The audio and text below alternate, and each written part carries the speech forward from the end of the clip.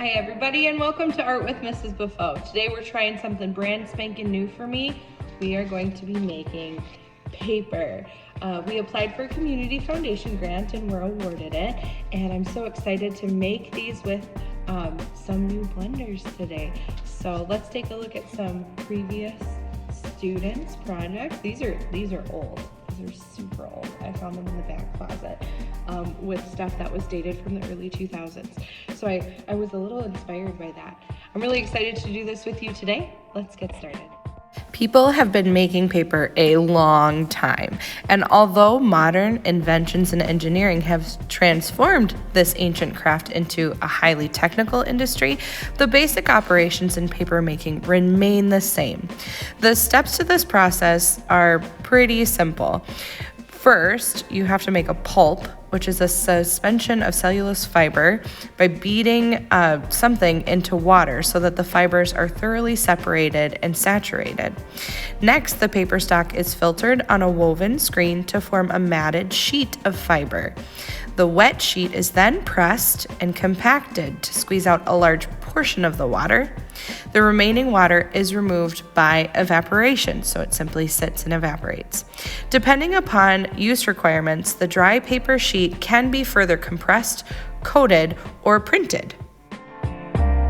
So whenever we're using paper in the art room, I always save the scraps. I try to use every little bit that we can, and we're going to use these small pieces of paper today that are kind of useless for other things for this process. So first we want to get them as tiny, as small as we can, and we're going to set them in our blender.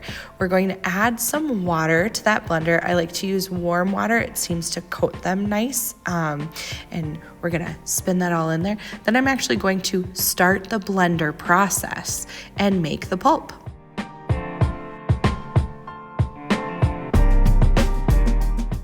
I'm gonna pulse this a little bit at a time to make sure that it's all nice and blended in. After we're done with that, we're gonna bring it over to our station and dump it out into a watertight bucket. You can see it's pretty thick here, so I'm adding a lot more water. I learned this through trial and error to help make it fully saturated and easier to create. Next, I'm scooping up some of this pulp into my frame. I'm tapping out some water. I might run my fingers over top to try and squeeze out some of that water. And then we're going to flip it over onto a drying surface and let the rest of it evaporate.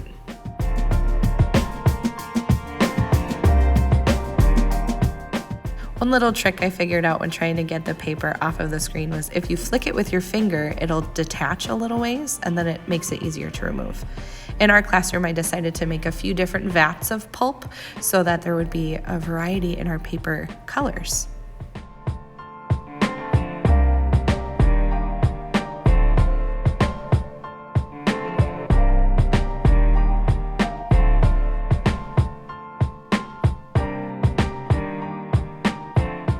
After letting it sit and evaporate after a few days, you can just peel it right off of that towel.